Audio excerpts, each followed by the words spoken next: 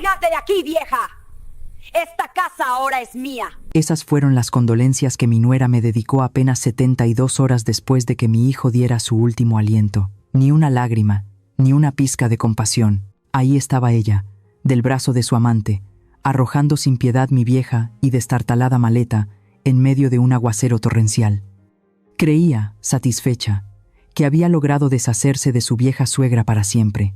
Pensó que me derrumbaría en la acera, muriendo lentamente de humillación, hambre y frío.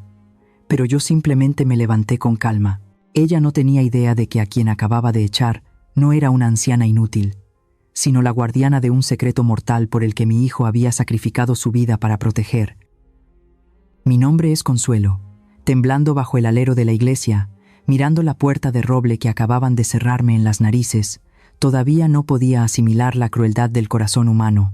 Hacía solo unos minutos, sigo sentado, paralizado, en el viejo sillón, donde todavía flota el olor a cera y lirios del velorio de ayer, espeso y sofocante como si quisiera aplastarme el pecho. El rosario en mis manos no había dado ni una vuelta completa cuando, de repente, ¡pum!, la puerta principal de roble fue pateada y se abrió de golpe. El viento frío entró con fuerza, trayendo gotas de lluvia que fueron a dar directo al retrato de Mateo, que descansaba sobre la repisa. Pero lo que me heló la espalda no fue la tormenta, sino la energía amenazante que se desprendía de las 3 sombras paradas en el umbral. Al frente iba Valeria. Mi nuera no tenía ni una pizca del luto de una viuda reciente. En vez de negro, llevaba un vestido ajustado color vino tinto, con una abertura altísima y provocadora. Sus labios pintados de rojo oscuro se curvaron en una sonrisa ladeada, burlona, que desentonaba completamente con el aire de duelo que cubría la casa. Pero lo que de verdad daba miedo eran los 2 hombres desconocidos que la acompañaban. Uno era enorme, con músculos marcados y tatuajes que le recorrían el cuello y los brazos, con una actitud desafiante y agresiva. El otro era todo lo contrario. Vestía un traje gris impecable, cargaba un maletín negro brillante, y su cara inexpresiva detrás de unas gafas doradas le daba un aire de falso intelectual, aunque sus ojos eran fríos, como los de una serpiente venenosa. Antes de que pudiera entender lo que estaba pasando con esta invasión tan violenta, Valeria ya estaba en medio de la sala. Con su mano de uñas rojas, se aferró al brazo del tipo tatuado. Levantó la barbilla con descaro hacia mí y dijo: «Sorprendida, mamá». Apoyó la cabeza en el hombro del hombre y su voz chillona llenó el aire, destrozando la última pizca de respeto que quedaba en la casa. «Te presento a Gustavo, mi nuevo novio». Me zumbaban los oídos, sentía el pecho apretado como si me lo estrujaran. ¿Nuevo novio? Su marido no llevaba ni un día enterrado. La tierra en la tumba de mi hijo ni siquiera había echado raíces, y ella ya traía al amante a su casa. Sin darme tiempo para decir una sola palabra o desatar la furia que me hervía por dentro, Valeria soltó al tipo y señaló directamente al hombre del traje gris que seguía parado como estatua. «Y este es el abogado Rojas. Vino a darte una noticia muy importante». Rojas dio un paso al frente, y el sonido de sus zapatos de cuero retumbó en el suelo de madera seca. No saludó, no se anduvo con rodeos. Se inclinó, acercando su rostro al mío. Sus ojos brillaban con furia. «Lárgate de aquí, vieja». Dicho esto, se volvió y le ordenó a su fornido amante: «Gustavo, ayúdala a empacar».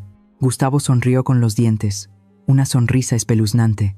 Se abalanzó, me apartó bruscamente a un lado, haciéndome caer en el sofá. Fue directamente a mi habitación. El sonido de los registros, los cajones siendo arrancados, la ropa arrugada y arrojada, todo resonaba haciendo que mi corazón se encogiera con cada sonido. Menos de 2 minutos después, salió, con mi vieja maleta en una mano y un montón de ropa restante en la otra, que metió descuidadamente adentro. Arrojó la maleta al suelo con un pum justo delante de mí. «Vámonos, vieja, no me hagas usar la fuerza». Corría a abrazar la pata de la mesa, gritando desesperada: «No, no me voy. Esta es mi casa, ayúdenme, Dios mío». Pero parecía que Dios no estaba allí. Solo había 3 demonios encarnados. Gustavo no dijo mucho. Me agarró por el cuello de la camisa, levantándome como a un gato asmático. Me arrastró hacia la puerta. Mis talones se deslizaron por el suelo de baldosas, creando un chirrido agudo. Intenté aferrarme al marco de la puerta, pero la fuerza de una viuda no podía competir con la de ese matón corpulento. Me arrojó a mí y a la maleta al porche. Empezó a llover. Las frías gotas de lluvia me golpeaban directamente en la cara, me dolían y me ardían. Levanté la vista. Valeria estaba allí, de pie, con los brazos cruzados, mirándome con una expresión de triunfo absoluto. Me miraba como si fuera un montón de basura que acababa de ser arrojada de la casa. La puerta de roble se cerró de golpe justo en mis narices. El sonido del cerrojo resonó, definitivo y cruel. Me senté bajo la lluvia. El agua de la lluvia se mezclaba con las lágrimas saladas que corrían por mi boca. Dentro de esa casa, que una vez fue mi hogar, ahora resonaban las risas y las felicitaciones de los buitres que estaban devorando el cadáver de mi hijo. Esta noche, la Ciudad de México está helada hasta los huesos. Me senté acurrucada bajo el alero de la antigua iglesia de San José, después de que mis piernas se cansaran de tanto caminar. Mi vieja maleta yacía a mi lado, empapada. Las campanas del campanario dieron las 12, pesadas y lúgubres. Frente a mí, la estatua de piedra de la Virgen María permanecía allí, con sus ojos compasivos mirando a su oveja descarriada. Apoyé la cabeza en el muro de piedra y cerré los ojos. En este frío glacial, los recuerdos son lo único que emerge con claridad, afilados como un cuchillo. Mi nombre es Consuelo, una viuda normal que pasó toda su vida vendiendo tortillas de maíz y lavando ropa para criar a su único hijo, Mateo. Mateo era mi orgullo, un joven empresario, respetable y devoto. Todavía recuerdo como si fuera ayer el día que Mateo se casó con Valeria. Fue la boda más grande del barrio. Al ver a mi hijo radiante junto a su hermosa y astuta esposa, pensé que era la madre más feliz del mundo. Por amor a mi hijo, queriendo que tuviera capital para expandir su negocio y lucirse con la familia de su esposa, tomé la peor decisión de mi vida. Puse la casa, el sudor y las lágrimas de mi esposo y yo a nombre de Mateo. Confío en ti, le dije cuando le entregué los papeles, y Mateo me abrazó, jurando cuidarme hasta el final de mis días. Al principio, la pareja me acogió en su casa. La vida era tan pacífica como un sueño. Pero entonces, el cuadro de felicidad comenzó a mostrar grietas, pequeñas grietas que una anciana como yo, anhelando la paz, ignoró deliberadamente. Comenzó con las llamadas telefónicas a medianoche. Mi habitación estaba en la planta baja, cerca del baño compartido. A altas horas de la noche, a menudo oía el arrastrar de las pantuflas de Valeria bajando. Luego, seguían susurros en el baño, llenos de sigilo. Una vez, pasé por casualidad y oí claramente la voz áspera de Valeria. Ya sé, no presiones, ya casi está. Cuando llamé a la puerta para preguntar, la conversación se detuvo abruptamente. Valeria salió, con el rostro un poco pálido pero todavía sonriendo profusamente. Me dolía el estómago, así que llamé al médico para una consulta, mamá. Asentí, creyéndole de inmediato. No me imaginaba que esas eran las primeras señales de traición.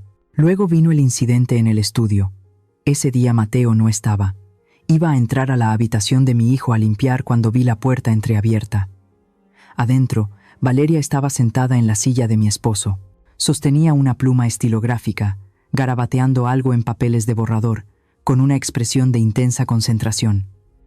«¿Valeria?», dije. Se sobresaltó como un ladrón atrapado en el acto. Rápidamente, arrugó el papel en el que estaba escribiendo y se lo guardó apresuradamente en el bolsillo. «Mamá, ¿por qué entraste sin tocar?», me reprochó, con la voz quebrada. «¿Qué haces que te pones tan tensa?». Valeria se levantó, se alisó el vestido y recuperó la compostura muy rápidamente. «Ah, estoy practicando mi firma.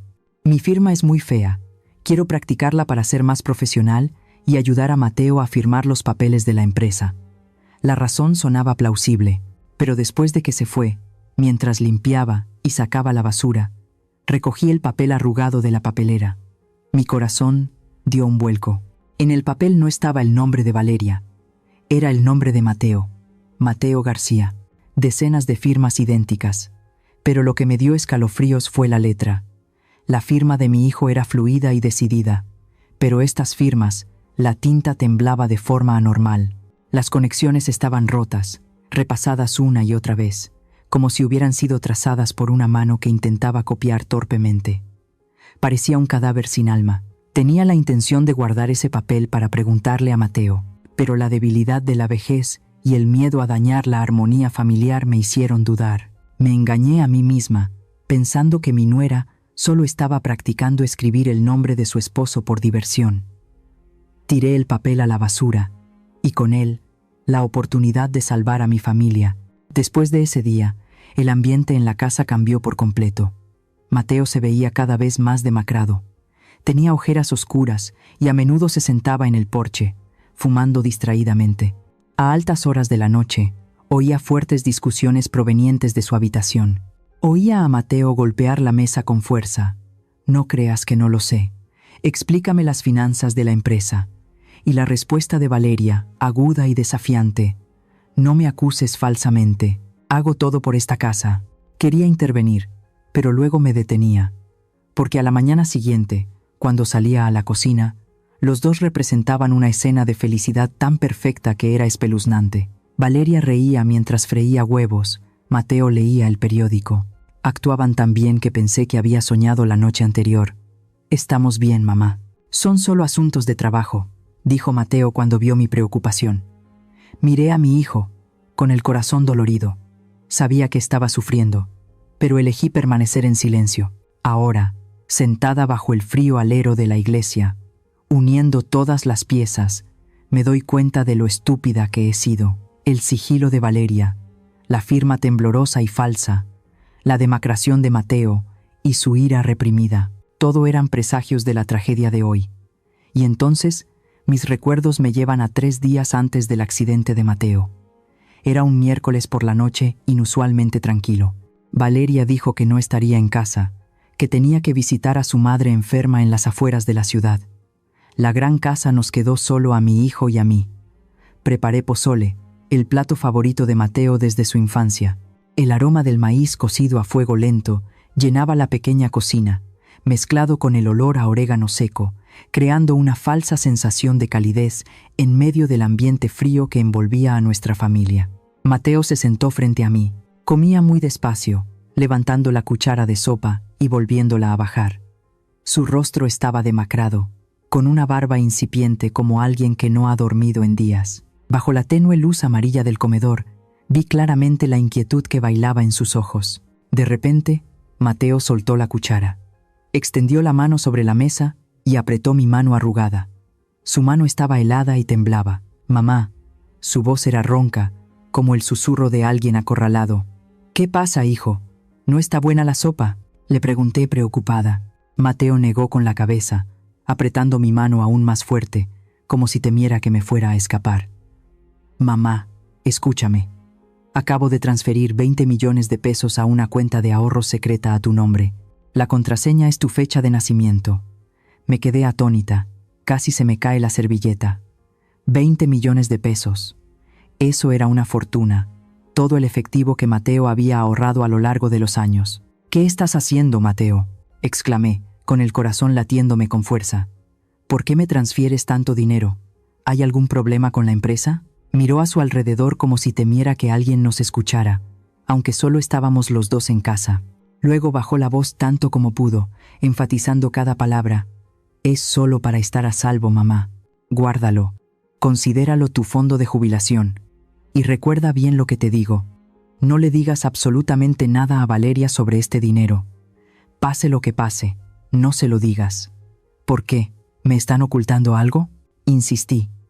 El miedo comenzaba a apoderarse de mí. Mateo evitó mi mirada. Bajó la vista hacia el tazón de sopa ya fría. «Sospecho que hay problemas con los libros de la empresa.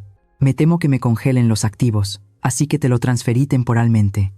No te preocupes demasiado, solo mantén el secreto». Esa noche, Mateo me abrazó durante mucho tiempo antes de irse a dormir. Fue un abrazo tan fuerte que me dejó sin aliento, un abrazo que presagiaba una despedida final. Y entonces, el destino golpeó exactamente 3 días después. La mala noticia llegó en una tarde de sol abrasador. El teléfono sonó, rompiendo el silencio de la casa. Al otro lado de la línea, la voz fría y profesional de un policía. «¿Es usted Consuelo García? Lamentamos informarle. El coche de su hijo, Mateo García, ha sufrido un accidente en La Rumorosa. Los frenos fallaron en una pendiente. El impacto fue demasiado fuerte. Murió en el acto. El mundo se me vino abajo. El teléfono se me cayó de las manos y se hizo añicos en el suelo de baldosas. Mis oídos zumbaban. Ya no oía nada más que el sonido de mi propio corazón rompiéndose en 1000 pedazos. En la comisaría estaba como loca. Grité, lloré, me abalancé sobre el oficial de servicio, agarrándolo por la camisa. No fue un accidente. Mi hijo no pudo haber muerto así. Era un conductor cuidadoso. Llevó el coche a revisión hace 3 días. El policía, corpulento y con un bigote espeso, me miró con una mezcla de lástima e indiferencia. Me entregó el informe del lugar de los hechos. Cálmese, señora. Hemos revisado el coche. El sistema de frenos era demasiado viejo. Es normal que el cable del freno se rompiera. La Rumorosa es conocida como la carretera de la muerte. Cada año hay decenas de accidentes. No, deben investigar, grité, recordando los 20 millones de pesos y la expresión de miedo de Mateo esa noche. Mi hijo sabía que estaba en peligro. Me transfirió todo su dinero para huir de alguien. Alguien debió haberlo dañado. Deben revisar el coche de nuevo, pero mi desesperación solo fue recibida con sacudidas de cabeza de fastidio. El policía me dio una palmadita en el hombro, con un tono como si estuviera consolando a un niño. Señora, está sufriendo demasiado y está pensando cosas raras. ¿Quién querría hacerle daño a su hijo? Es un accidente de tráfico claro como el día. Vaya a casa y ocúpese de los arreglos funerarios. No me creyeron. Nadie le cree a una anciana que ha perdido la cabeza por la muerte de su hijo. La ley necesita pruebas, y yo solo tenía un presentimiento. Me fui a casa, abatida, con las cenizas de mi hijo en mis brazos y el corazón helado. Y ahora, sentada bajo el alero de la iglesia en medio de este aguacero, después de que Valeria me echara de casa, las piezas sueltas del rompecabezas de repente encajan para formar una imagen de la horrible verdad. ¿Por qué Valeria trajo a su amante y a un abogado justo después del funeral? ¿Por qué se apresuró a echarme en medio de la noche? ¿Por qué registró frenéticamente mi habitación antes de tirar mis cosas? No solo quería la casa, estaba buscando el dinero. Seguramente Valeria revisó la cuenta de Mateo después de su muerte y descubrió que estaba vacía. Los 20 millones de pesos habían desaparecido. Sabía que Mateo solo podría habérmelos transferido a mí. Mateo transfirió el dinero para proteger sus activos. Mateo murió en un accidente por fallo de frenos poco después. Valeria se apoderó de la casa inmediatamente y registró mis pertenencias. Nada de esto fue una coincidencia. Fue un complot despiadado. Mi hijo había sentido el aliento de la muerte de su propia esposa e intentó proteger a su madre con sus últimas fuerzas. Mateo. Levanté la cara al cielo, dejando que la lluvia se mezclara con mis lágrimas para lavar mi debilidad. Moriste en vano. Lamento no haberme dado cuenta antes. Suelen decir que el corazón de una madre tiene razones que la ley a veces no puede entender. Elegí creer en mi intuición, aunque el mundo entero pensara que estaba delirando. ¿Y ustedes? ¿Alguna vez han tenido un presentimiento muy fuerte sobre algo malo, que otros descartaron, pero que al final la verdad demostró que tenían razón? Compartan sus historias en los comentarios para que podamos reflexionar juntos. La lluvia de anoche finalmente cesó, dejando charcos de agua en el asfalto agrietado. Pasé una noche sin dormir en un motel miserable en las afueras. La habitación olía a humedad y el ventilador de techo chirriaba como si fuera a caerse en cualquier momento. Me senté en el borde de la cama, agarrando con fuerza mi teléfono y mi cartera, todo lo que me quedaba en la vida. No me atrevía a cerrar los ojos, temiendo que si lo hacía, tendría pesadillas, o peor aún, me robarían mi última esperanza. Cuando los débiles rayos del sol de la mañana se colaron por la rendija de la ventana polvorienta, dejé la habitación y tomé un taxi. Mi destino no era la comisaría, sino una pequeña casa escondida detrás de unas bugambillas vibrantes en el casco antiguo. Era la casa de don Ramiro.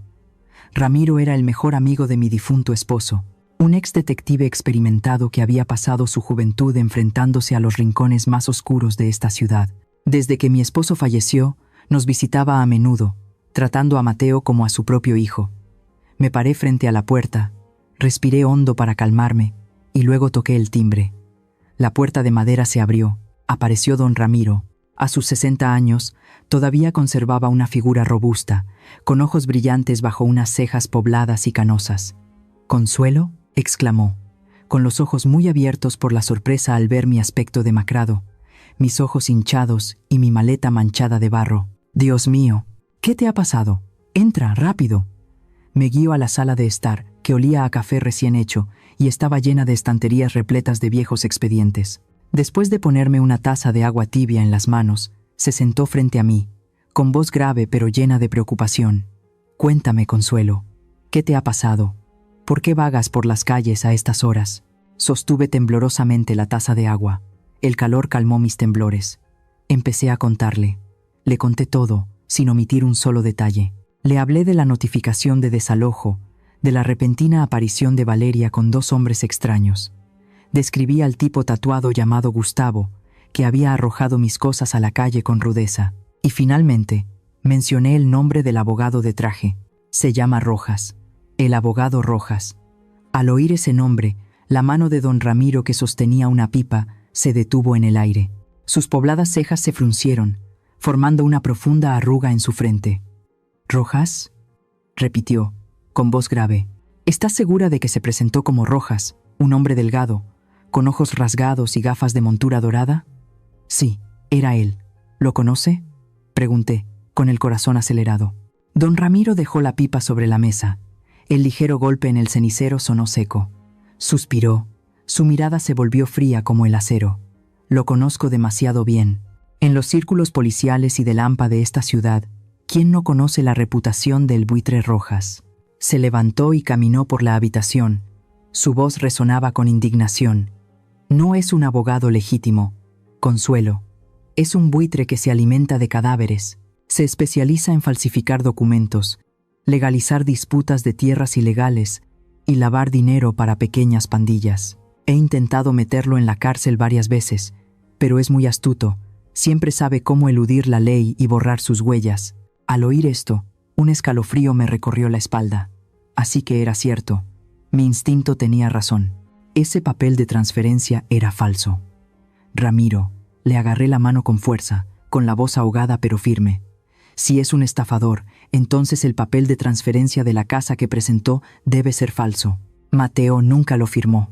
Ya había visto esa firma temblorosa antes». Le conté sobre el papel arrugado en la basura, sobre los 20 millones de pesos secretos que Mateo me transfirió y sobre la espeluznante coincidencia entre el accidente de coche y la llegada de Valeria para apoderarse de la casa. Don Ramiro escuchó atentamente. Su rostro se endureció. Sus ojos se entrecerraron como si estuviera analizando cada dato con la agudeza de un investigador experimentado. «Ese chico, Mateo», murmuró. Sintió el peligro. «Transfirió el dinero para protegerte, y esa podría ser la razón por la que actuaron». Se volvió para mirarme directamente a los ojos, con voz seria. «Consuelo, ¿te das cuenta de la gravedad de esto? Si tu teoría es correcta, no se trata solo de un fraude para apoderarse de una propiedad. Es un asesinato meticulosamente planeado». Las 2 palabras «asesinato planeado» resonaron en la silenciosa habitación, haciéndome temblar. Pero extrañamente, ya no sentía el miedo de anoche. En su lugar había una ira hirviente. «Lo sé, Ramiro, por eso vine a buscarte. La policía local desestimó mi declaración, lo consideraron un accidente. Necesito que me ayudes a reinvestigar la muerte de mi hijo. Necesito desenmascarar a esos desgraciados». Don Ramiro me miró durante un largo rato. En sus ojos, vi la compasión transformarse gradualmente en admiración. Asintió con decisión. «De acuerdo, le debía la vida a tu esposo hace años. Ahora es el momento de pagar mi deuda con tu familia. Te ayudaré». Fue a un armario, sacó una llave de coche y un viejo cuaderno. «Pero Consuelo, debes recordar esto. Nuestros oponentes no son simples. Por un lado está Rojas, que conoce la ley y es infinitamente astuto. Por otro lado está Gustavo, por tu descripción, definitivamente está involucrado con el AMPA o algo peor.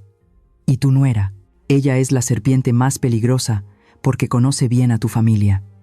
Se acercó a mí y bajó la voz. «Debemos actuar con extrema cautela. No debes dejarles saber que sospechas o que tienes ayuda. Con gente como Rojas, si se entera de que estamos desenterrando el caso, no dudará en usar cualquier medio para silenciarnos». Asentí, apretando los puños. «Ya no tengo nada que perder, Ramiro. Perdí mi casa, perdí a mi hijo. Ahora solo me queda esta vieja vida. Si tengo que cambiar mi vida para que paguen por sus crímenes, estoy dispuesta. No digas eso, me tranquilizó Ramiro, dándome una palmada en el hombro. No moriremos, lo sacaremos a la luz. Primero, necesitamos pruebas concretas, no especulaciones. Sirvió más café en la taza. El vapor se elevaba. Hoy iremos al taller donde Mateo llevó su coche a revisión por última vez. Quiero saber exactamente cómo fallaron esos frenos y quién los tocó. Un coche no pierde los frenos justo después de una revisión, a menos que haya habido una intervención humana. Miré al viejo amigo de mi esposo. Mi corazón se llenó de una gratitud infinita. En medio de la tormenta de mi vida, cuando todos me dieron la espalda, todavía había una mano extendida para sostenerme. Bebí el agua de un trago, sintiendo como si me hubieran infundido una fuerza invisible. Me levanté, me arreglé la ropa y me sequé las últimas lágrimas de las mejillas. Vamos, Ramiro, estoy lista. La vieja camioneta de don Ramiro rebotaba en el camino de tierra polvoriento, llevándonos al taller de Esteban en el extremo sur de la ciudad. El olor a aceite de motor quemado y el sonido metálico de los golpes resonaban por todas partes, un ambiente ruidoso que, sin embargo, me hizo sentir más alerta que nunca. Esteban, el dueño del taller, era un hombre de mediana edad y corpulento, con un mono de trabajo manchado de grasa. Al oír que Mateo había muerto por un fallo en los frenos, se le cayó la llave inglesa de la mano al suelo de hormigón. El sonido metálico y seco nos sobresaltó a todos. Esteban palideció y tartamudeó. No, imposible. Señora Consuelo, tiene que creerme. Llevo 20 años en este oficio. El coche del joven Mateo lo revisé con sumo cuidado. El sistema de frenos, las pastillas, el líquido, todo estaba perfecto cuando salió de aquí. Lo juro por Dios.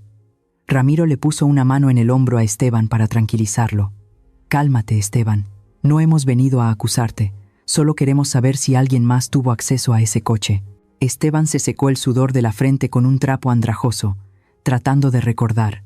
De repente, sus ojos se iluminaron. Sí, hubo alguien. Ese día, después de que terminé la revisión y dejé el coche en el patio trasero para que el joven Mateo lo recogiera, vino un hombre. Dijo que era primo de Mateo y que Mateo le había pedido que revisara el coche antes de venir a buscarlo. Mi corazón latió con fuerza. ¿Mateo no tenía primos en esta ciudad? ¿Cómo era ese tipo? Pregunté con insistencia, con la voz quebrada por la emoción. Era alto, de piel morena, con aspecto bastante rudo. Ah, y tenía muchos tatuajes en el brazo. Estuvo jugueteando debajo del coche unos 15 minutos y se fue justo antes de que llegara Mateo. Ramiro y yo nos miramos. En mi mente apareció inmediatamente la imagen del matón que me había echado a la calle la noche anterior. Esteban, ¿tienes cámaras de seguridad en el patio trasero?, preguntó Ramiro rápidamente. Sí, pero la imagen es un poco borrosa. Déjame que te la muestre. Los tres nos apiñamos frente a la pantalla de un viejo ordenador polvoriento en la pequeña y estrecha oficina. Esteban tecleó en el teclado, rebobinando la cinta de vídeo de ese día. En la pantalla parpadeante apareció una figura.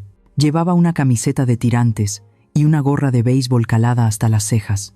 Aunque la imagen no era nítida, su andar arrogante y los intrincados tatuajes de sus bíceps eran inconfundibles. Me tapé la boca para reprimir un grito de horror.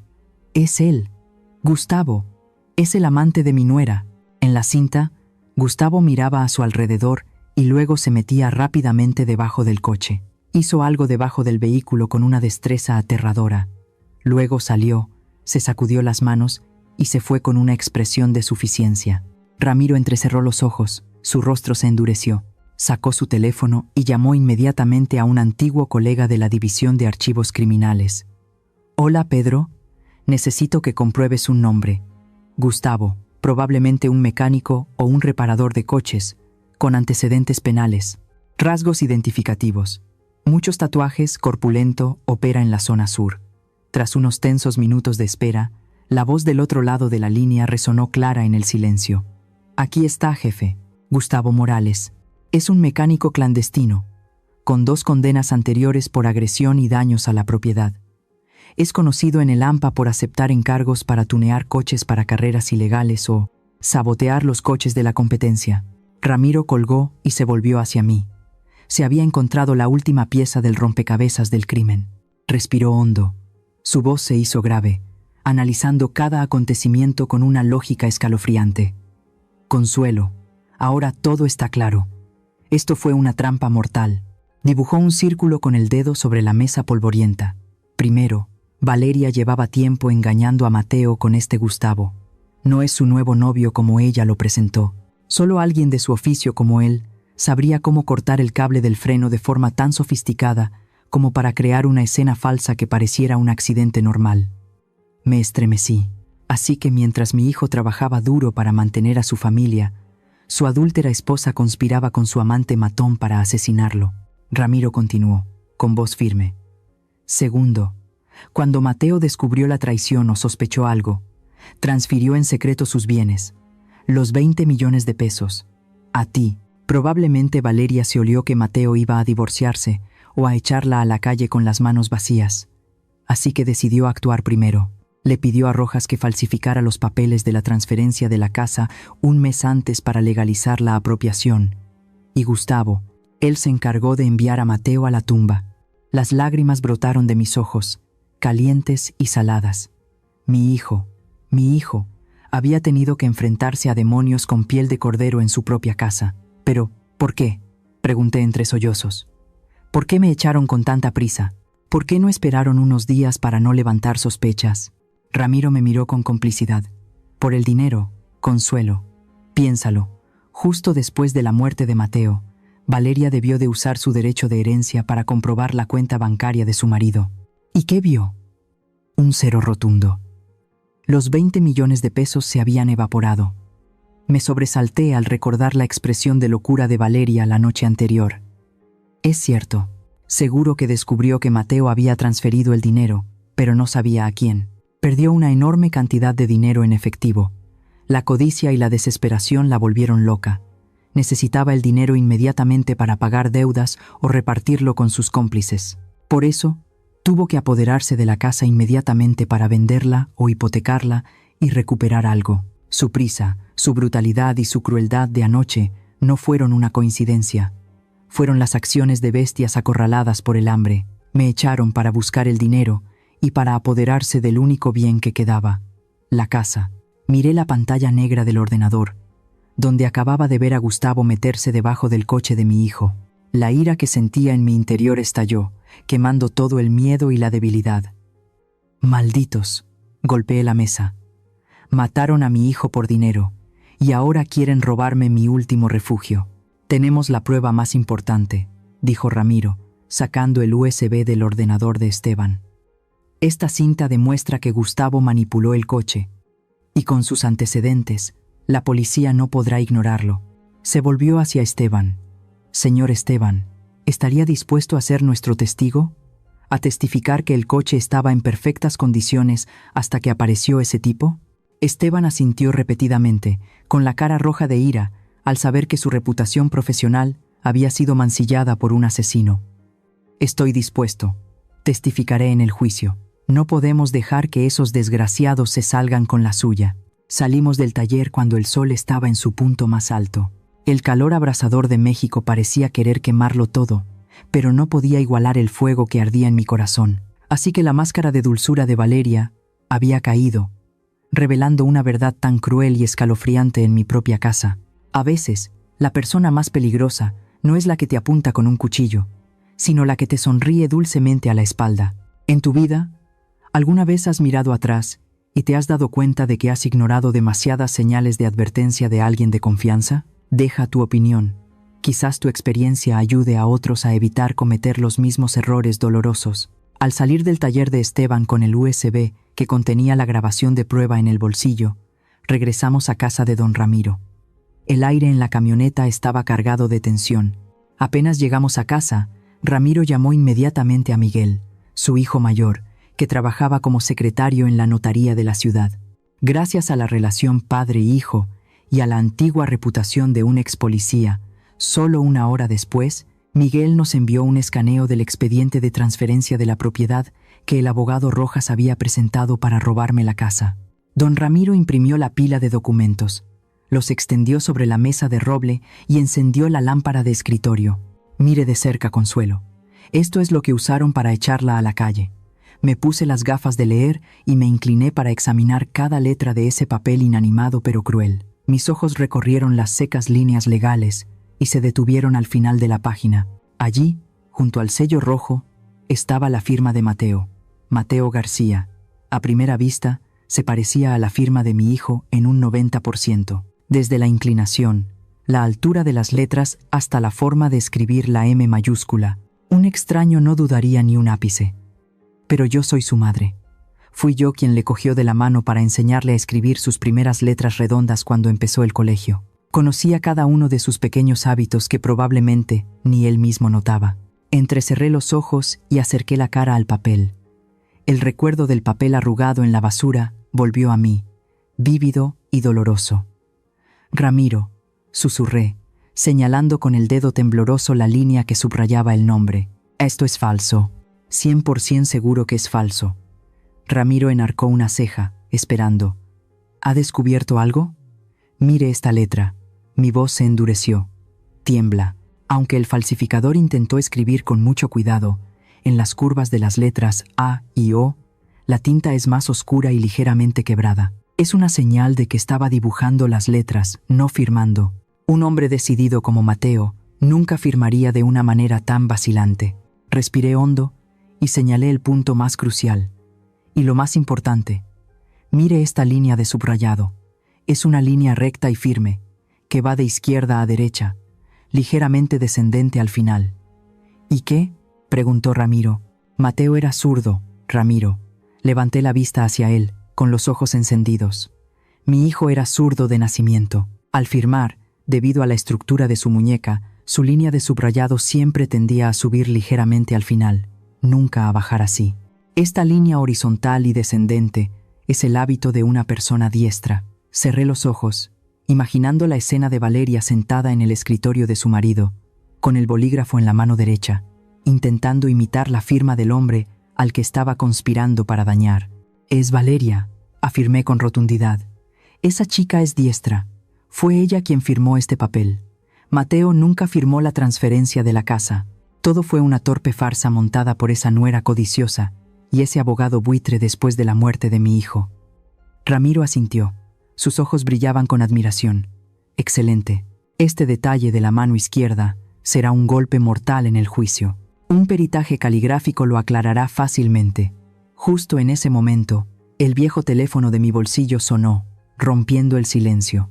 Me sobresalté y lo saqué para ver. Número desconocido. Pero mi instinto me dijo quién era. Miré a Ramiro. Me hizo una seña para que pusiera el altavoz y me quedara en silencio. Respiré hondo y pulsé el botón de contestar. «Hola», al otro lado de la línea, sonó la voz chillona y familiar, pero esta vez teñida de urgencia y amenaza. Era Valeria. «Vieja, ¿en qué agujero te estás pudriendo?», dijo sin saludar, con un tono lleno de desprecio. Tragué mi ira y respondí con la voz temblorosa de una anciana indefensa. «Valeria, estoy en un motel. Estoy sufriendo mucho, hija». «No me vengas con tus lloriqueos», me interrumpió bruscamente. «Escucha, no tengo mucho tiempo. El abogado Rojas dice que al expediente de transferencia de ayer le falta una firma de confirmación tuya en la sección de testigo. Eras la copropietaria de la casa antes de transferírsela a Mateo, así que necesitamos que firmes para completar el trámite de poner la escritura a mi nombre». Mi corazón latió con fuerza. Una firma de confirmación. En una fracción de segundo, mi cerebro se puso a toda marcha. Si ese papel de transferencia era legal y perfecto como dijo Rojas ayer, ¿por qué necesitaban mi firma ahora? Miré a Ramiro. Él estaba sonriendo, una sonrisa astuta. Escribió rápidamente en el papel frente a él. «Documentos falsos con un error legal. Tienen miedo». Lo entendí de inmediato. Rojas era un tramposo, pero conocía la ley. Sabía que el papel con la firma falsificada de Mateo tenía demasiadas lagunas. Si lo llevaba a la notaría para vender la casa o hipotecarla de inmediato, el notario podría detectar irregularidades en la fecha o la caligrafía. La única forma de limpiar este expediente falso era con mi firma de confirmación, la madre biológica y segunda heredera legal. Si yo firmaba una declaración que dijera «Estoy de acuerdo» y doy fe de que Mateo transfirió la propiedad, entonces el papel falso se convertiría automáticamente en real. Se tragarían la casa legalmente sin que nadie pudiera demandarlos. Yo no entiendo muy bien. Fingí dudar. ¿El abogado no dijo ayer que la casa ya era tuya? ¿Por qué necesita mi firma ahora? Al otro lado de la línea, Valeria gritó, revelando su impaciencia. Vieja senil, te dije que es solo un trámite administrativo. ¿Vas a firmar o no? Si firmas tranquilamente, te daré un poco de dinero para que alquiles una habitación y sobrevivas. Si no, su voz bajó, llena de amenaza. Entonces no nos culpes a Gustavo y a mí por ser crueles. Ya sabes cómo es mi novio de temperamental. Las calles están llenas de coches, es muy arriesgado, vieja, una amenaza descarada. Se atrevió a usar la muerte para amenazarme, igual que habían hecho con Mateo. Pero esta vez, no sentí miedo. Me pareció divertido. Una sensación de satisfacción se apoderó de mí. Estaban desesperados. Necesitaban el dinero tan urgentemente que tuvieron que rebajarse a llamar a la vieja que acababan de echar el día anterior. Pensaban que yo seguía siendo una oveja estúpida. Valeria colgó. Puse el teléfono sobre la mesa. El temblor fingido desapareció por completo. Levanté la vista hacia don Ramiro, con los ojos secos y fríos. Volví a mirar la firma falsificada sobre la mesa. La letra temblorosa de Valeria, la línea de subrayado descendente de una persona diestra. Todo eso sería la sentencia que la enviaría a la cárcel. Pero primero, necesitaba atraerlos para que se expusieran por completo. Necesitaba que admitieran su culpa de su propia boca. Consuelo, habló Ramiro. Su voz grave rompió el silencio. Debes entender la psicología del enemigo en este momento. Valeria y sus cómplices tienen la sartén por el mango, pero también están muy hambrientos. Dio una calada a su cigarrillo, entrecerrando los ojos con cálculo. Se han apoderado del cascarón de la casa, pero la casa no se puede comer de inmediato.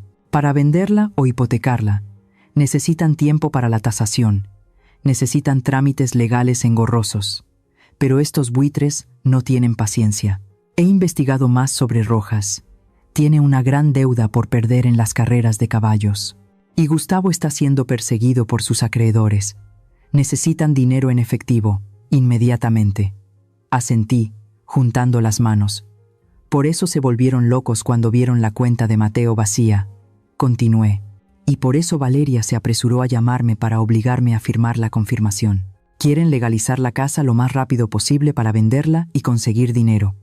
Exactamente, sonrió Ramiro, una sonrisa fría. Y ese es su talón de Aquiles. La codicia los cegará. Ahora les lanzaremos un cebo que no podrán resistir. Me acercó el teléfono. Llama de nuevo. Dile que no solo estás de acuerdo en firmar el papel, sino que también quieres entregarles el dinero secreto. Conviértete en la anciana más patética, desesperada y estúpida del mundo. Muéstrales que han ganado por completo. Respiré hondo, tratando de controlar mi respiración acelerada. Tenía que actuar, tenía que convertirme en la Consuelo débil de ayer, no en la mujer que hoy empuñaba la espada de la justicia. Mi dedo tembloroso marcó el número. Cada tono largo sonaba como un martillo golpeando mi pecho.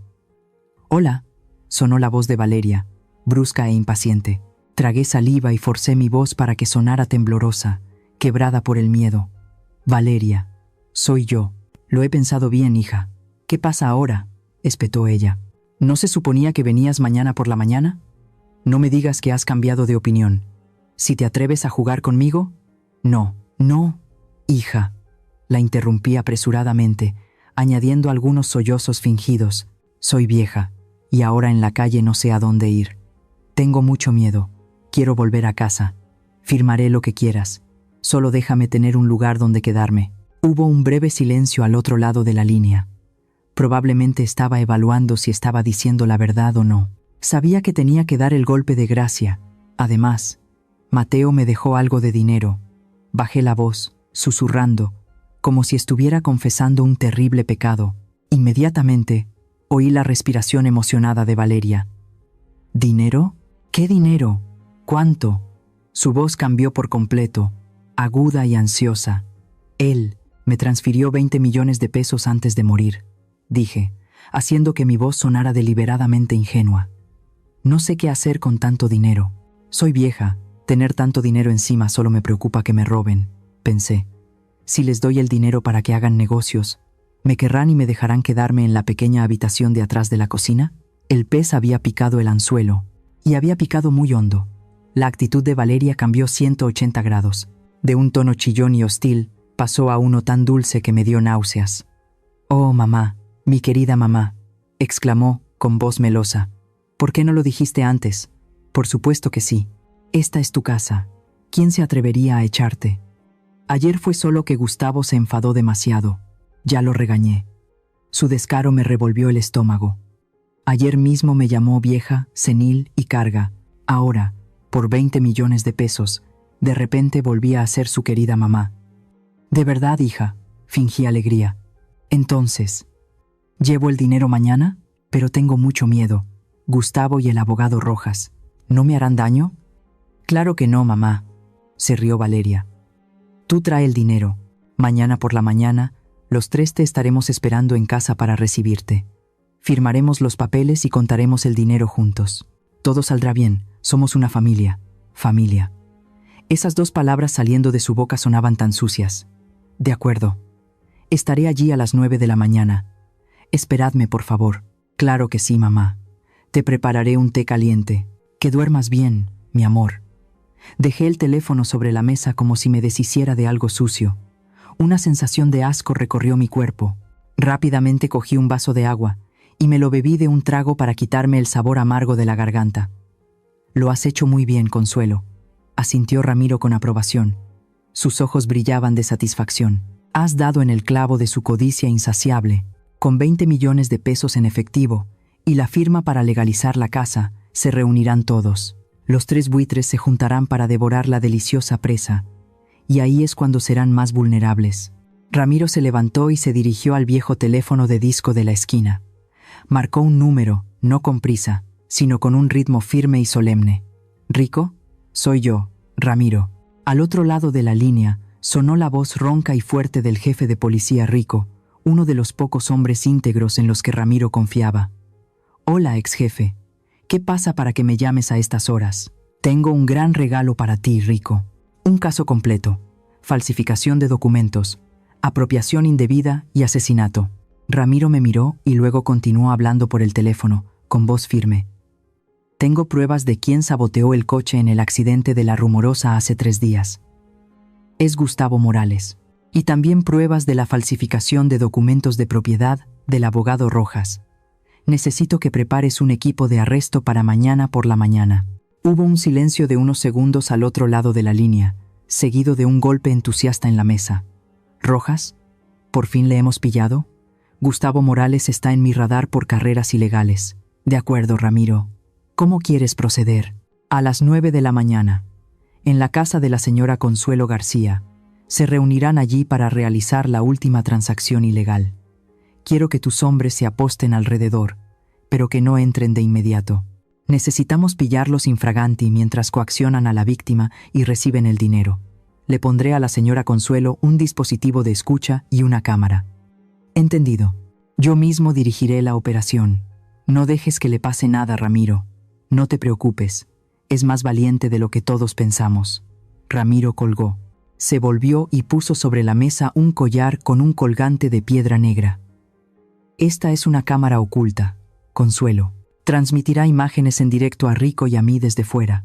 Póntela». Cogí el collar, sintiendo su peso. No era solo un dispositivo tecnológico, eran los ojos de la justicia. «Ramiro», pregunté, con la voz quebrada, «¿crees que Mateo nos está viendo?» Ramiro miró por la ventana, donde la luz de la luna intentaba atravesar las densas nubes. «Él siempre ha estado ahí, Consuelo. Fue él quien dejó esos 20 millones. Él te preparó el arma. Mañana solo tienes que apretar el gatillo». Esa noche me tumbé en el sofá de Ramiro, con los ojos abiertos mirando al techo. Me imaginé la escena de mañana. Tendría que entrar sola en la guarida del león, enfrentarme a los 3 criminales que mataron a mi hijo. Gustavo con sus puños brutales, Rojas con sus intrigas astutas, y Valeria, la serpiente venenosa con cara de ángel. ¿Miedo? Claro que sí. Mi corazón todavía latía deprisa al pensar en estar encerrada en una habitación con ellos. Un pequeño error y podría perder la vida antes de que la policía pudiera entrar. Pero ese miedo era demasiado pequeño en comparación con el dolor de perder a mi hijo y el odio que ardía en mi alma. Estaba dispuesta a apostar mi vida en este juego. Si te pusieras en mi lugar en esta situación tan precaria, ¿elegirías enfrentarte directamente al riesgo o buscarías una opción más segura? Me encantaría escuchar cómo lo manejarías en los comentarios de abajo. Ahora, acompáñame al final. A las 9 en punto de la mañana, me encontraba frente a la puerta de mi casa familiar, pero me sentía tan extraña como si estuviera a las puertas del infierno. El sol de la mañana iluminaba las vibrantes bugambillas del porche, pero no disipaba el frío que me recorría la espalda. Me llevé la mano a la piedra negra de mi collar. La cámara oculta que me había dado don Ramiro estaba funcionando. En algún lugar muy cercano, Ramiro y el jefe de policía Rico escuchaban cada una de mis respiraciones. «Mateo, vigílame», susurré, respirando hondo con valentía, y luego abrí la puerta de madera. La puerta no estaba cerrada con llave. Me estaban esperando. Al entrar en el salón, el fuerte perfume de Valeria me golpeó la nariz, ahogando el olor a humedad de los últimos días de lluvia. La escena que tenía ante mí era como un juicio, donde yo era la acusada y los 3 criminales eran los jueces. Valeria estaba sentada en el sillón del centro, con las piernas cruzadas y una expresión de triunfo indisimulada. El abogado Rojas estaba sentado a su lado, con la mesa llena de papeles y bolígrafos. Y Gustavo, el amante tatuado, estaba apoyado en el mueble bar, jugando con una navaja de muelle cuya hoja brillaba con el acero. Al verme entrar, Valeria se levantó. En lugar de la expresión hostil de ayer, me dedicó una sonrisa radiante, tan dulce que era falsa. «Oh, mamá, ya has llegado». Me preocupaba que no encontraras el camino de vuelta. Corrió hacia mí, intentando cogerme la mano. Me estremecí ligeramente, reprimiendo mi repulsión para no apartarle la mano. Estaba interpretando el papel de una anciana débil, que amaba la vida, temía a la muerte y estaba confundida por el dinero. No podía cometer ningún error. «Hola, hija», respondí, con la voz temblorosa, bajando la cabeza para ocultar mi mirada fría. «Ya estoy aquí. El dinero. ¿Dónde está el dinero?». Di una palmadita en el viejo bolso que sostenía con fuerza contra mi pecho. Era la señal de que el tesoro de 20 millones de pesos estaba dentro. Los ojos de los 3 brillaron como los de un animal que ve a su presa. Gustavo se enderezó inmediatamente, guardó la navaja en el bolsillo y miró fijamente el bolso con ojos codiciosos. Rojas se ajustó las gafas. Su voz era tan suave como la mantequilla. «Tranquila, señora Consuelo. Las cuentas claras y el chocolate espeso. Antes de hablar de la reunión familiar, por favor, complete los trámites legales». Señaló el papel que había sobre la mesa de centro. Era el documento de confirmación de la transferencia que había preparado. Solo necesita su firma aquí, confirmando que está de acuerdo, y da fe de que el señor Mateo transfirió la casa a la señorita Valeria, y todo estará listo. Después, puede darle los 20 millones de pesos a la señorita Valeria para que los administre y mudarse a la habitación de atrás de la cocina. Así de simple. Me arrastré lentamente hacia la mesa. Gustavo se movió silenciosamente detrás de mí. Se paró bloqueando la salida, con los brazos cruzados. El sonido del cerrojo resonó detrás de mí. Mi vía de escape estaba cortada. Estaba en una jaula con bestias salvajes. Me senté en la silla, frente a Rojas. Me dio una costosa pluma estilográfica. «Firme, señora Consuelo. No nos haga perder el tiempo». Cogí la pluma. Mis manos temblaban violentamente. No porque estuviera actuando, sino porque la ira reprimida hasta el extremo hacía reaccionar a mi cuerpo.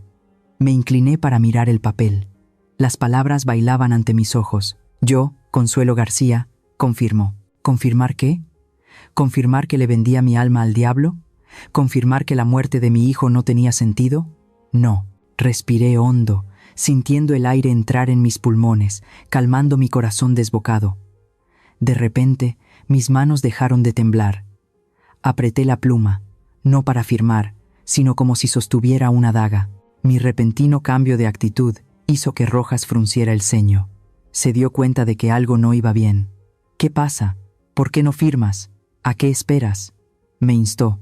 Su voz comenzaba a volverse áspera. Valeria también se inclinó hacia adelante, impaciente. «¿Qué te pasa, mamá? Firma rápido para que podamos contar el dinero. ¿No quieres quedarte aquí?». Levanté lentamente la cabeza. Ya no miraba el papel. No miraba a Valeria ni a Rojas.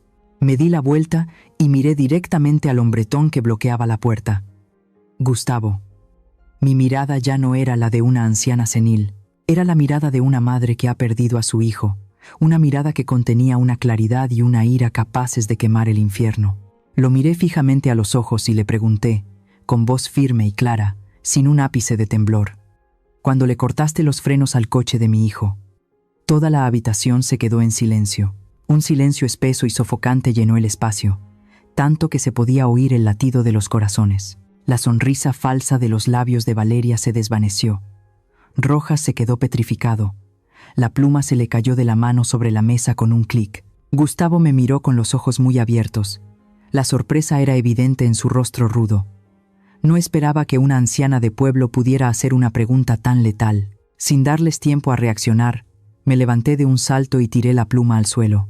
Señalé con el dedo a los 3 que estaban sentados allí y declaré solemnemente: no crean que no sé lo que han hecho. Son unos asesinos. Gustavo, fuiste tú quien se metió debajo del coche de Mateo en el taller de Esteban. Las cámaras de seguridad lo grabaron todo. Cortaste los frenos para matar a mi hijo. Me volví hacia Rojas, el abogado cuyo rostro se había puesto pálido como la cera. Y usted, Rojas, ese papel de transferencia es falso. Mi hijo era zurdo. Su firma siempre iba hacia arriba. La firma de ese papel es de alguien diestro. Es tuya, ¿verdad, Valeria? Miré fijamente a mi nuera. Su hermoso rostro estaba ahora contorsionado por el miedo y la ira.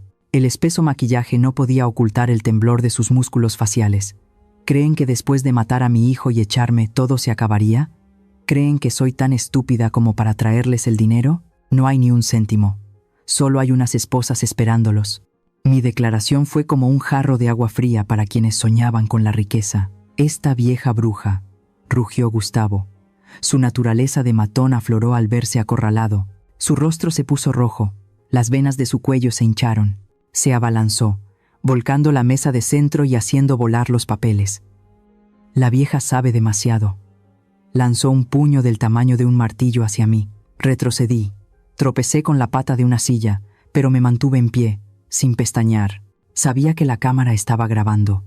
Cada una de sus acciones violentas en ese momento era su propia sentencia de muerte. Valeria se levantó de un salto. El pánico la convirtió en una bestia frenética. Sabía que todo se había descubierto. No había dinero, no había casa robada, y encima la habían pillado por asesinato. En su desesperación y crueldad extrema, gritó una orden que me heló la sangre. Gustavo, acaba con ella, da igual. Le tomaremos las huellas dactilares después. Esas palabras resonaron en la habitación cerrada, crueles y definitivas. Quería matar a su suegra allí mismo, en ese mismo momento, para forzarla a poner sus huellas dactilares en los papeles. Su humanidad había sido completamente devorada por el demonio de la codicia. Gustavo obedeció, sacando la navaja de muelle de su bolsillo. La hoja salió con un clic, afilada y fría. De acuerdo, si quieres morir, te concederé tu deseo. Se acercó a mí paso a paso, acorralándome en una esquina. Rojas se quedó temblando en un rincón, sudando a mares pero sin intención de intervenir. Él también quería que yo muriera para silenciarme. Me acorralaron contra la pared fría. Detrás de mí estaba la vieja estantería de mi marido. No había escapatoria. La hoja de Gustavo estaba en mi garganta. Podía oler el hedor a tabaco y el aura asesina que emanaba de él. Pero no tenía miedo a morir. Levanté la cabeza, mirando directamente a los ojos del asesino, todavía agarrando el collar de la cámara. «Hazlo», lo desafié. «Mátame, pero nunca escaparás». El brazo de Gustavo que sostenía el cuchillo se alzó, preparándose para dar el golpe de gracia. Valeria estaba detrás, con los ojos muy abiertos, esperando el momento del derramamiento de sangre. En ese instante de vida o muerte, la puerta principal detrás de Gustavo fue derribada por una fuerza tremenda. El sonido de la madera rompiéndose resonó con fuerza. «¡Policía!». Todos quietos. El grito de don Ramiro y del jefe de policía Rico sonó como un trueno en un cielo despejado. Gustavo se sobresaltó y se dio la vuelta. Aprovechando ese momento, usé toda la fuerza de una madre que defiende la justicia para su hijo. Lo empujé con fuerza en el pecho y corrí hacia la ventana. La policía de operaciones especiales irrumpió como una inundación. Los cañones negros de sus armas apuntaban directamente a los 3 criminales. «Suelten las armas. Al suelo, ahora mismo». El salón era un caos. Los papeles volaban por el aire como mariposas blancas en un funeral. Gustavo, con el instinto de un animal salvaje acorralado, no se rindió de inmediato. Rugió como un salvaje y se dio la vuelta, todavía con la navaja afilada en la mano. Intentó correr hacia la ventana lateral para escapar. «No intentes huir». Don Ramiro, aunque mayor, todavía conservaba la agilidad de un ex-detective y se lanzó para hacerle una zancadilla. Gustavo perdió el equilibrio y tropezó. Inmediatamente, 2 policías corpulentos se abalanzaron sobre él, inmovilizándolo en el frío suelo. «Suéltenme, malditos, suéltenme». Gustavo se retorcía como un toro salvaje. Agitaba los brazos y las piernas, maldiciendo con el lenguaje más soez de la calle. Pero la fuerza humana no puede competir con el brazo de la ley. El sonido metálico de las esposas resonó. El frío metal se cerró sobre sus muñecas, sujetándolas a la espalda. El matón violento, que segundos antes intentaba quitarme la vida, ahora yacía aplastado en el suelo, con la cara contra las baldosas, respirando con dificultad. La navaja de muelle voló lejos, yaciendo inofensiva bajo la mesa. Mientras tanto, en la esquina de la habitación, el abogado Rojas intentaba una huida cobarde. Aprovechando el caos, recogió apresuradamente una pila de archivos de la mesa y retrocedió sigilosamente hacia la puerta trasera, con la espalda encorvada como una cucaracha que busca una grieta para esconderse. Su rostro de falso intelectual estaba ahora exangüe. El sudor le empapaba el cuello de la camisa blanca. «¿A dónde va, señor abogado?». La voz burlona de Rico resonó justo detrás de él. Rojas se sobresaltó y dejó caer su maletín. Yo no tengo nada que ver», tartamudeó Rojas, levantando las manos en señal de rendición.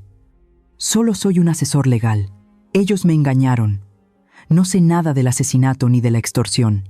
Rico se acercó, recogió el expediente falso del suelo, le quitó el polvo y sonrió con desdén. «No sabe nada.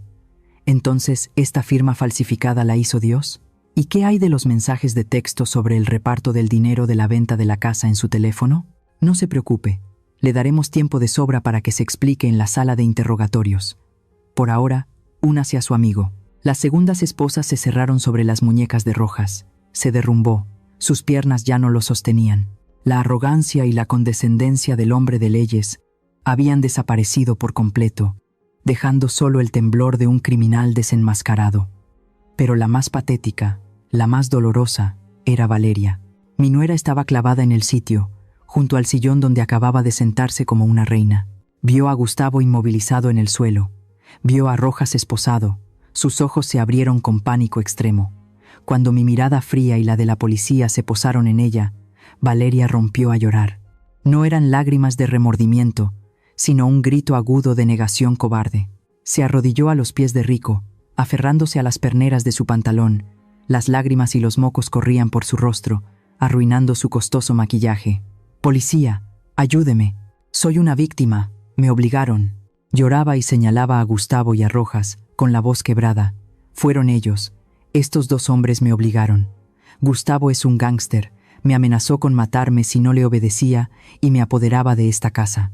Tenía mucho miedo. Soy solo una mujer débil. No me atrevía a resistirme. No sé nada de la muerte de mi marido. Créanme».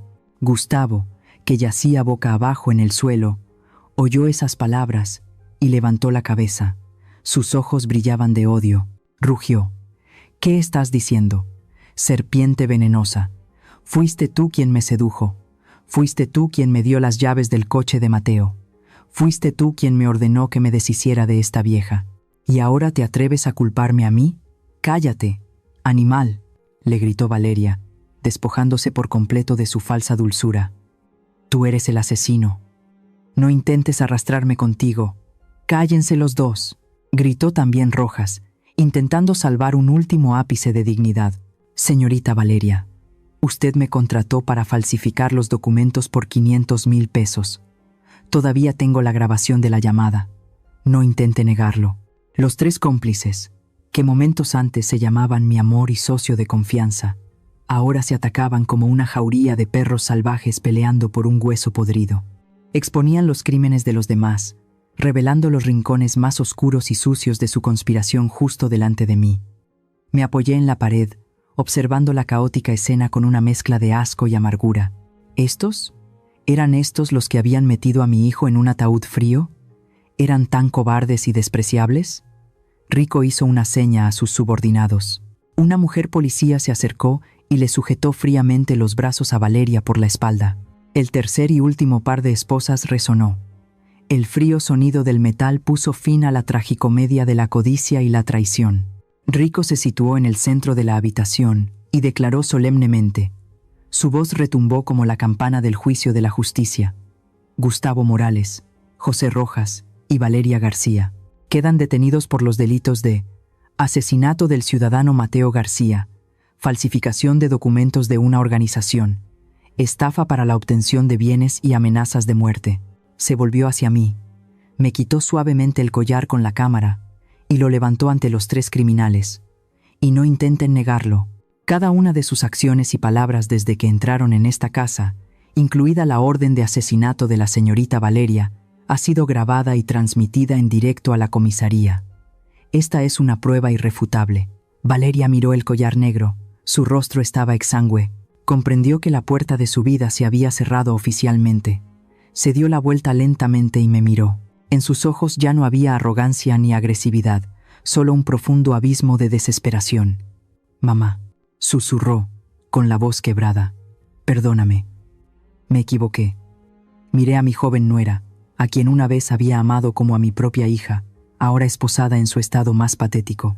La ira que había ardido en mí durante días se calmó de repente, dejando paso a un vasto vacío.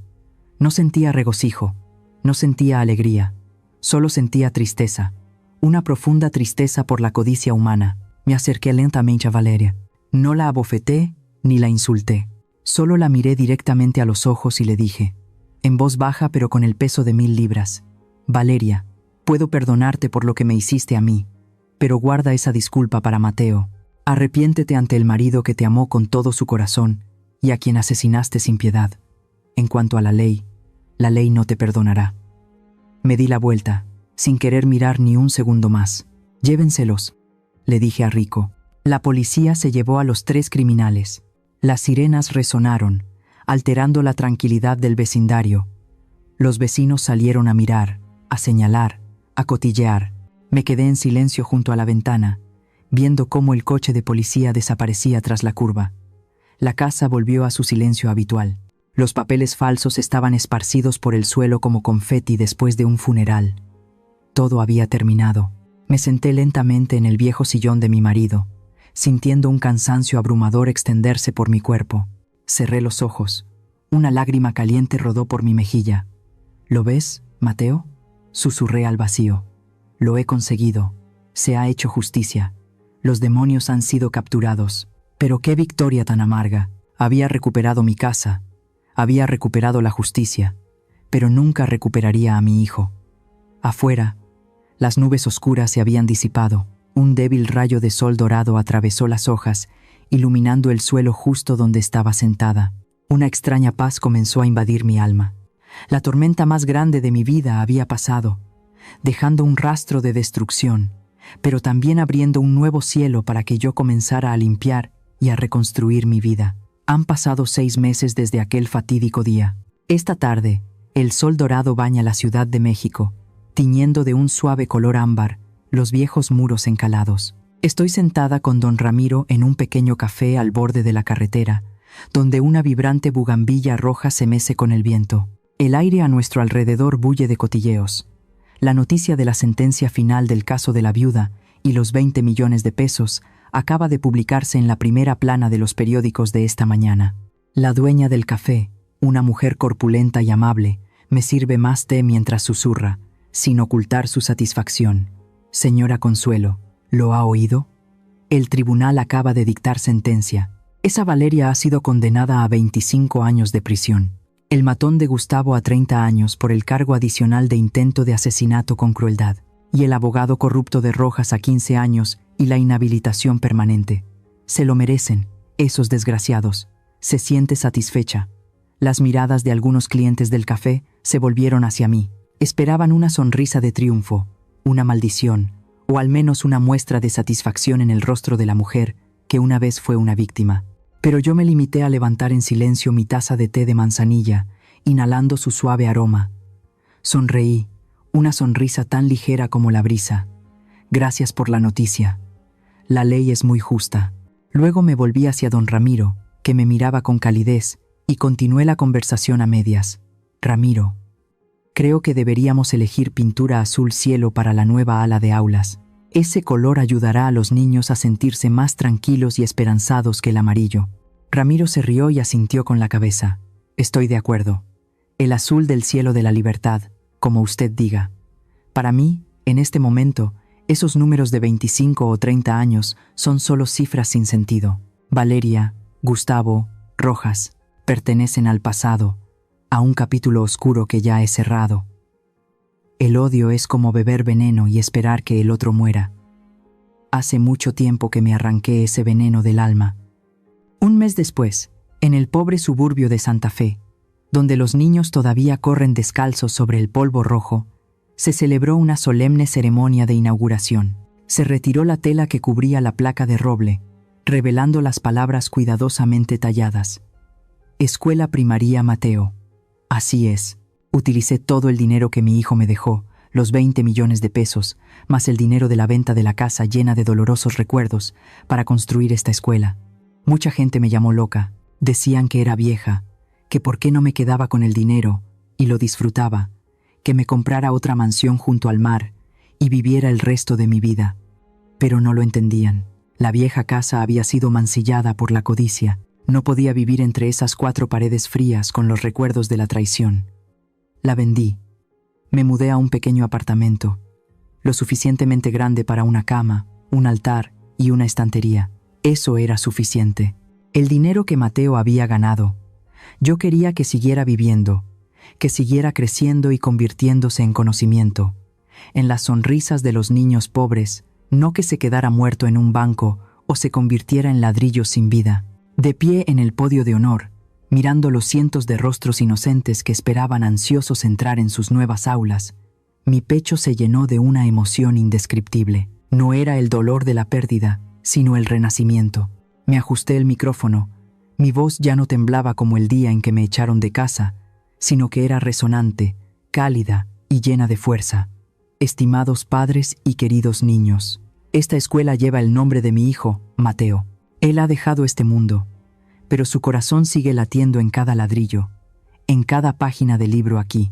No quiero hablarles de dolor o de injusticia, solo quiero decirles que a veces la vida los tirará al barro, les arrebatará todo lo que más aprecian.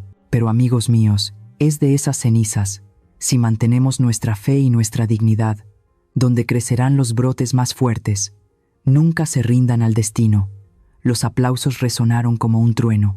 Entre la multitud, vi a Ramiro de pie, levantando el pulgar, sus ojos brillaban.